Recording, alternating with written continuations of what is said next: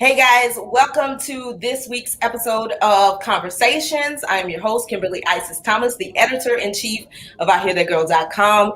And today I have a special guest, Farissa Knox. She is an author. She is an entrepreneur, a producer. She does it all. But we're going to talk about that and some of the projects that she has running right now. But let's go ahead and get into it. Farissa, thank you so much for joining me and being a part of this conversation. I'm very excited to be here. I love everything that your podcast stands for, and it's like all the things that I'm passionate about in life. So I'm so excited. Awesome sauce. So let's just go ahead and get into it.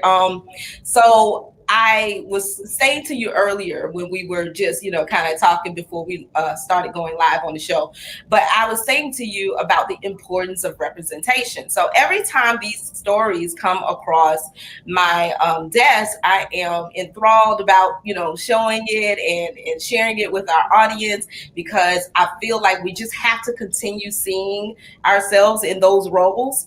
And so when we see it, it just really makes us believe or know that it is also possible for ourselves. So I want to talk to you about your journey to entrepreneurship. A lot of times some people say they just always had the entrepreneurial spirit. So was that you, or was this something that you happened into?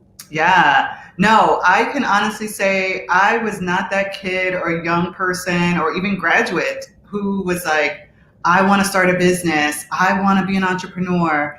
I don't think I even knew what an entrepreneur was, to be honest with you. Just to give you a little backstory, I grew up in New York in the Bronx, and my dad is an immigrant from the Caribbean. He grew up on the islands, both on Aruba and Dominica, and immigrated to the States when he was 17. My mom is from Harlem, and they did the best that they could with what they had, right? They taught me what they could. Right. But for a lot of us, that's not all that we need to know to enter into the spaces that ultimately we want to be in, or that our parents work so hard to even allow for that to be a reality, right? So all I knew when I got started after school was that I wanted to be one of the best at what I did, right? I knew that I wanted to be known, and whatever that means, right? Known for just being an expert, a real professional, like someone that everyone else will turn to for, well, she knows how to do it, right? And that was my step one. That's all that I had. It really wasn't until I was working for a few years in advertising, in sales specifically, and I was trying to navigate my career, and it was 2008 and the economy was crashing.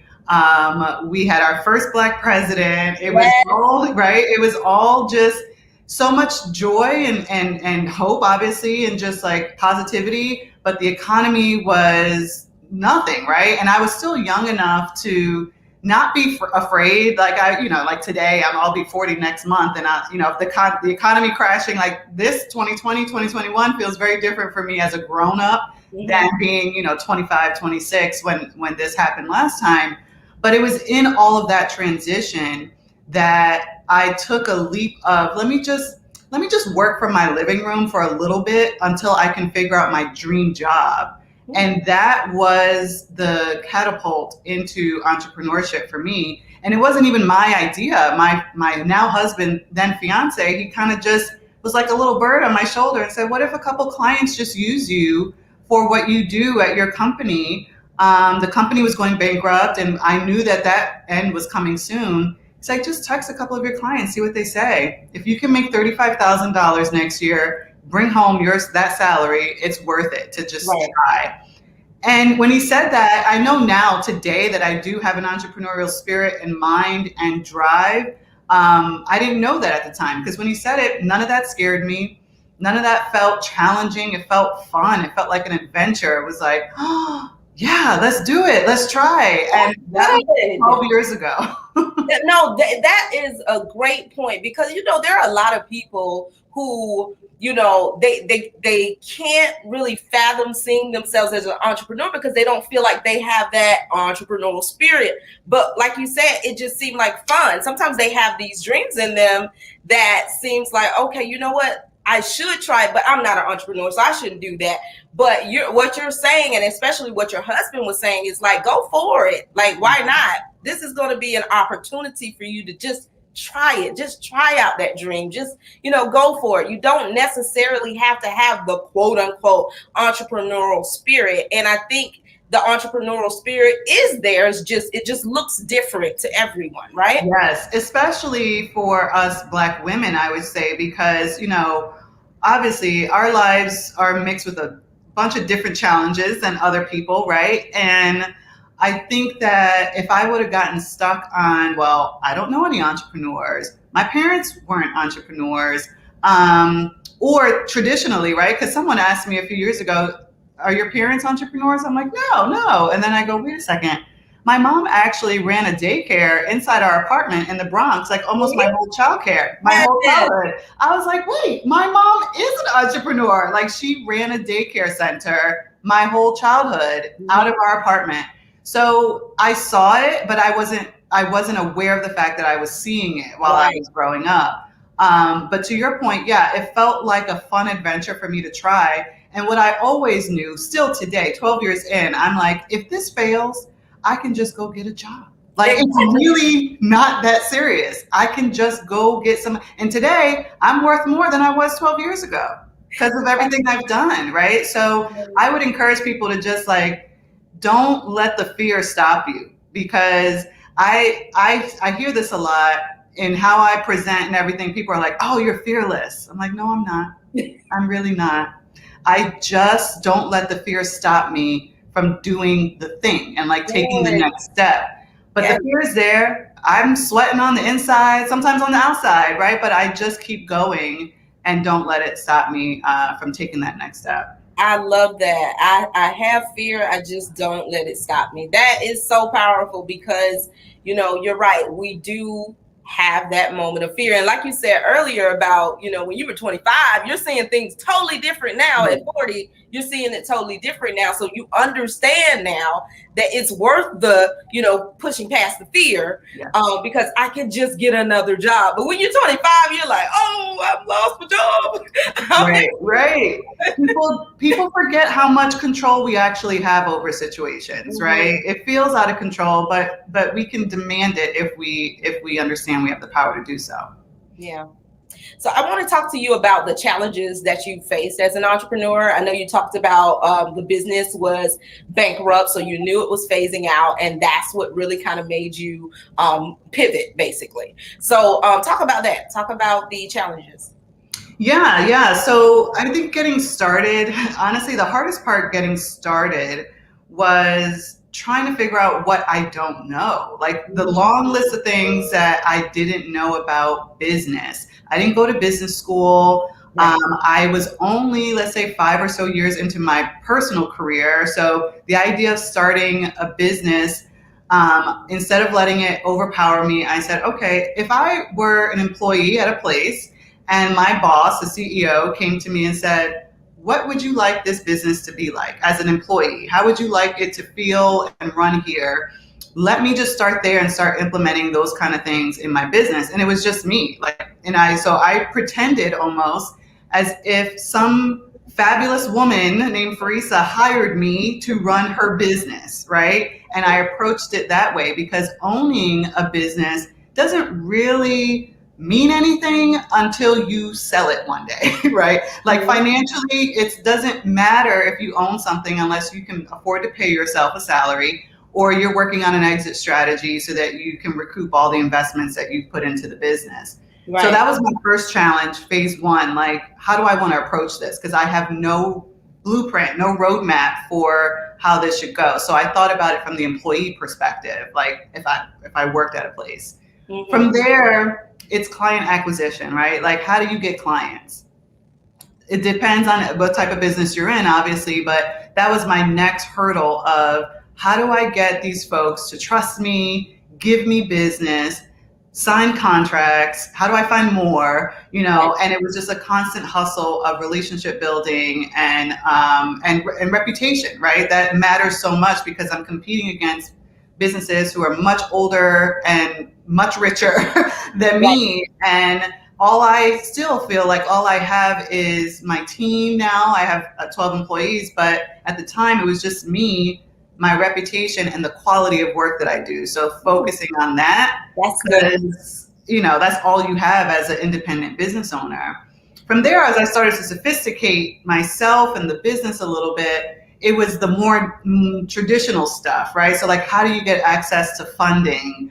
How do you know when and what type of lawyer to hire, accountants, some of these other things that are really the bedrock and the foundation for how solid your business is going to be, because you need professionals managing that stuff, and it costs money. So there's this give and take of how do you afford the things that your business needs so that you can get to the next level. And quite frankly, I don't think, depending on doesn't matter how big you are, you always have those issues as you grow. Because you could be $1 billion business, but you have almost $1 billion in expenses, right? So it feels the same no matter what level you're at. And now, as I'm in the latter part of this particular business, my ad agency, owning it and running it for 12 years, I'm in this transitional period of where do I want to go from here? How do I want to exit? How do I want this legacy of this agency to live on? And how do I get access to funding, right? Because it's honestly, this game that I'm playing was built by rich white men for rich white men to win at. Right. I was none of those things. Exactly. I'm still none of those things. I'm not rich, I'm not white, and I'm not a man. So I'm still playing their game in this body, with this face, with my background, trying to play it as me, but knowing the rules that they created, right? Mm-hmm. And so that's tough. That's really tough, because I don't speak that language, and they tend to, stick to their own and all these things. So it's been a battle, but I think that, especially in this past year that we've all lived through, it's now, honestly, just now that I feel like I've been here over a decade, but people are now like, where are the Farissas of the world? Yeah. Find her and the other ones, because they are realizing that they're missing out. Not that they don't come help me. I've been okay, but you've been missing out on the power and the superpowers that the me's and the you's and the rest of us of the world can bring and have been bringing to our audiences, right? To our customers, to our whatever. And they're just now wising up to it. Like correct. And so that feels good, because for those of us who have been working our butts off all this time, we're ready, we're prepared, we're here, right? And so I would encourage people to just start introducing yourself, right? Because they are out there looking for us. So you have to be like, hello, I'm here, I've been here, and this is what I do. And this is how I do it. So at every phase, though, there's going to be new challenges. And I can say that with certainty, because I've lived through so many different phases already. And I know that there's many more in front of me, and they all come with a different set of challenges. But solving them is doable. I like that. I'm going to tweet that one. That is so good, because you've just laid out pretty much the case of so many Black women in business. We don't have funding. We do face so many more obstacles. And then it's like, I don't know how to do this, but no one's going to show you how to do this. And so you're like constantly, chipping away. And for you the way you just broke all of that down and show the perseverance of still pushing through, I think that's what makes, like you said, it feels good that now they're looking for us, because we've done the work. And so that body of work of having to do it on your own gives you a level of expertise that you can't find anywhere, because, some businesses get to just pay for it. Well, exactly. Now we have all of that in-house. Yes, that's a perfect way to that work. And so that's what makes it so beautiful. I want to ask you, because I believe in collaboration over competition. And I really believe in the power of mentorship. Did you have any mentors, to assist you along the way? Or was that difficult? Because I know sometimes for Black women, it can be difficult to find someone like you that can assist you along the way as well. Yeah. In the beginning of my career, I really struggled with finding the right kind of mentor, because, to that point, there's these obstacles that we face that other people can't really understand. And all of my bosses and all the people that I was surrounded by were white men. And especially at a younger age, I didn't feel comfortable or confident enough, quite frankly, to just walk up to them and ask them the questions that that you have. And it just wasn't in my abilities yet to be that forceful. And I don't mean forceful in a negative way, but just confident and competent and saying, I need help and I would like to understand this, and this better. Would you mind having a conversation with me? Right. And now, it's literally that simple. What I just said, I can walk up to anyone and do that. But I will say that now that I've had the experience of having a grown Black woman as a mentor, in business, who also is married, is a mom, and is further in her career than I am, it's just like, oh my God, it's like a breath of fresh air sitting down and talking to her, because everything that I'm like, and then this happened, and she's like, girl, let me tell you. And this is like 20 years ago, right? So it's even everything I'm experiencing today was way rougher, harder, everything on her, right? Exactly. Yeah. And so having her be able to tell me her story, her experiences, and how she navigated those things, everything, work, negotiation of salary, how to manage being a strong, powerful woman and still be, the type of wife that you want to be to a Black man, right? Because that's a whole nother layer of stuff. And then being a mom and giving that to your children, and even to walking into a room to negotiate a deal as a young Black woman who's pregnant.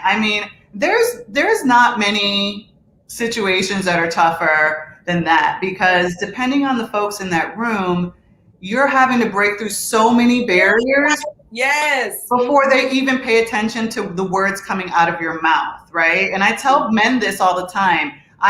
After living 2020, I am so on purpose trying to make people uncomfortable. That's my new jam. I'm all about trying to make the person uncomfortable. So when I'm with men who are in business, I tell them, imagine being a woman who is a beautiful Black woman who's pregnant and walking into a business meeting. The first thing men see is, oh, she had sex at least 6 or 7 months ago. She had sex, right? Sex, baby, breasts, this, and then, oh, she's pretty. Oh, I wonder if she's married. And this whole time, I'm trying to talk about business. I'm trying to talk about money. I'm trying to talk about things, right? And it's not until they get past all of that mentally that they're actually listening to what I'm saying. So that's tough. But having had both sides, I do appreciate all type of mentorship. And I think that's something that as a Black woman, I would encourage others to seek out, not just folks like us. It feels very good and it feels nourishing to the soul, right? Like this conversation, just two Black women sitting down having a chat. But what you get from other people who don't understand our struggle is this eye-opening way of looking at the world. It's a new perspective, a different perspective. Perspective, less mental blockage, right? Because they have the privilege of walking around like that. And they ask you questions that if you're paying attention, you're like, whoa. I didn't even think about that. I never would have thought about that because I have issues over here that I'm solving, right? I didn't know that I could, do that. Right. And I had, a couple of and respectful white men ask me business questions like, well, if you think you can accomplish this in 3 years and your business is 12 years old, why haven't you done it already? And I was like, whoa. And I was like, well, the honest answer is because I didn't know that I was supposed to be accomplishing this yet, Mm. because I didn't have the history like what you had. You know, your dad worked in corporate and did this, and you know, the lessons that you've learned are multi-generational lessons that have brought you here. Exactly. I don't have that same lineage. So I am learning this on the fly. I am building an airplane while I'm learning how to fly it. So that's what's taken me longer than the average business owner to get where I am today. And they hear it, and if you're with the right people, they respect it and they go, oh, because then now you're showing them something from a different perspective that they've never seen. Mm-hmm. So it's important to have both on the mentorship side. I agree with that. So I wanted to ask you, because you did bring up a good point, and this was one of my questions. So when you asked it, I was like, okay, we're in line. So I had a conversation today with our audience on social media about, for Black women, the feeling of inadequacy. And so you talked about, you know, sometimes walking into those rooms, you didn't ask certain questions because you felt inexperienced, I don't know, and it's a feeling of inadequacy that you felt thin. But of course, now you know your worth, now you know your power, so you know how to come in the door and ask those questions. So when it comes to that feeling of inadequacy, and we have women who are juggling so many things, all of the obstacles that we've discussed in this conversation. On top of that, you know, just mentally trying to get over those stumbling blocks in our mind that, like you said, doesn't even give us room to think about that question because we're dealing with these other questions. What would you say to women on how to deal with the feeling of inadequacy? Yes, I love this question. And it's something I wish I would have figured out a long time ago. But what I tell young people today, or just people who are still dealing with this, is please know and understand that although you might not bring the same item of value that that person across the table brings to the table, you bring another ingredient that is just as valuable. And it could be your perspective on life. It could be an experience that you've had. It could just be the fact that you're a Black woman, to be honest, right? And that you're in the room at the table. So you have to, first of all, believe that. And the way that I'm building, I have two daughters. I have an 8-year-old and I have a 5-year-old. And the way that I am trying to train their minds in this way is even talking about how we talk about body parts. Like growing up, it would be like, oh, boys have a penis, girls don't have a penis. It's like, no, boys have a penis and girls have a vagina. Yeah. It's not that we don't have a penis, we have a vagina, right? So don't talk about women or us as the things that we don't have. Let's make a list of all the things that we do have. And that's how you present yourself. Not, well, I don't come with this and I don't come with this. That's not important, because first of all, that's not how they're talking. Exactly. The most successful person on the planet is a mediocre white man. And he is listing all the things that he thinks he brings to the table. Okay. Right? So I encourage everybody that I talk to, come with the list that you bring to the table, right? And then you have to believe it, and then you have to speak up. As uncomfortable and nerve-wracking as it is, you have to speak up, because that's the only way that they're going to hear those valuable nuggets, right? So it starts there. It starts with that mental training, and we have to train our daughters. Like we come to the table with something, not we don't have what the men have or what white people have, or whatever it might be. So that's how I navigate that now. Yeah, I definitely agree with that.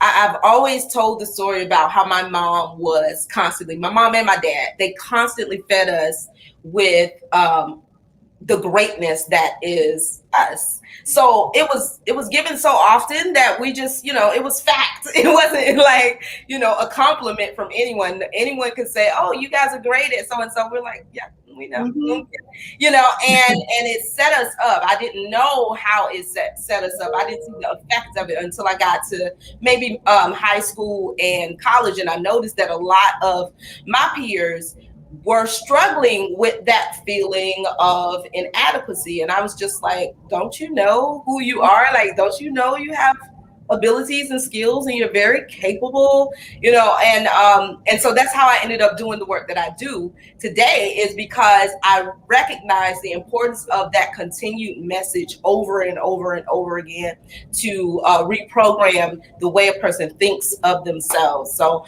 I thank you so much for sharing that with us, and that message for anyone who's dealing with inadequacy, because the comments today were just, I was like, okay, yeah, we definitely have to talk about this more. And there's a fear that comes with it too, of even admitting that I feel inadequate. So what you end up doing is suppressing that thought, and it still acts out in some kind of way. It comes out, but you're not even aware now.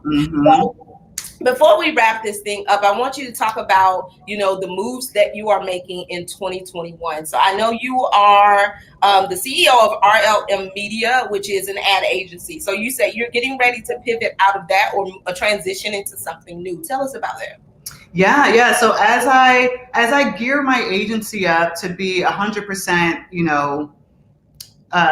grown up, right? Like, to not need its mommy anymore, and like really be mature and live on its own. I'm diving deeper into my creative side, and as you know, I have a book out already. It's called Love, Sex, and Friendship in No Particular Order, and it's a book about my 20s, like just navigating that time in my life, just getting started in advertising marketing. Living in New York, dating my now husband, and like all that was, right?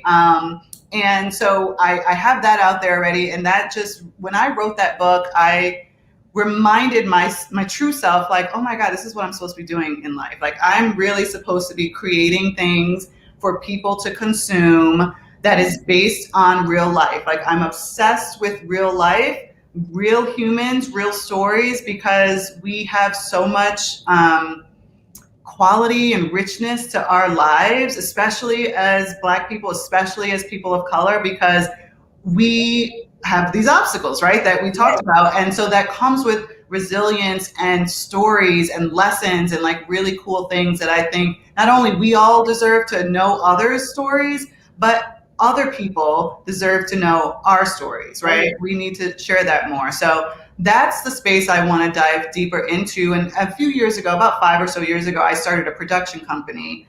And so under that production company called What Are You Wearing Productions, I created a reality show. It's so funny. Every time I say it, I'm like, when did I have time to do that? I don't know. But I created a reality show called PR Girl. And season 2 was for TV. Season 1 was a web series, so it was just online. But season 2 is on Amazon Prime now. And in that space, it was me taking that real life thing to the next level, like really capturing 3 young women here in Chicago in the PR world. So one was running her own PR firm, one was in fashion PR, one was in life, in hair products, and watching them navigate growing their careers, being powerful, successful, independent women, diverse women, and then also not fighting, right? To your point, collaborating and not like competing against each other, and really showing what I call like the modern day woman, who wants to see women who look like them or their friends and being positive with each other, right? Working and not fighting, not competing over money, men, or attention, because there's enough of all of those 3 things to go around. And from there, I hope to be able to get into the scripted TV space. Like, that's my goal for 2021. Me and a friend are working on a pilot and working the process of pitching to television networks to get some of these. I have like endless TV show ideas, all based on real life in one way, shape, or form, that hopefully, if done the way that I see it, that in my mind, it shows the audience something new that they've never seen before. Because imagine how great it would be to have, entertainment that is about women, Black women, women of color, from women's perspective, right? And really telling our stories and not having anybody else tell it for us or be in charge of how we tell it, and all of those things. What a powerful thing that would be from a representation perspective and otherwise. So that's where my goals are focused, and I hope to make a lot of headway on that this year and write another book. I've started it. We'll see how much I can complete in this year. I believe you can do it. I love that. I am so rooting for you, and I need to talk to you too. You might have to mentor me, because all of that you were saying is so true. Because like, I love that you said my true self, and I love that. Because that's what's yelling at you and saying, hey, we need to create. Yes. So I love that. But I definitely want to talk to you about that, because moving from a web series to Amazon is huge, you know, and it's a big deal. And I want to celebrate that with you. And then also I want to be able to celebrate with you when you do get it to that scripted television, because it's going to happen. I already Yes.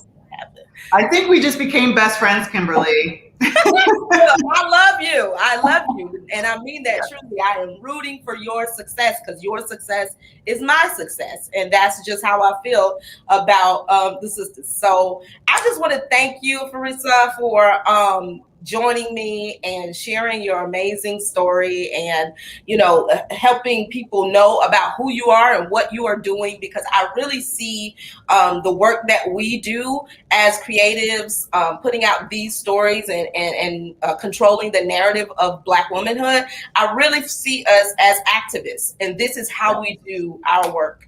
And so I thank you so much for joining me on Conversations. Until next time, guys, peace and blessings.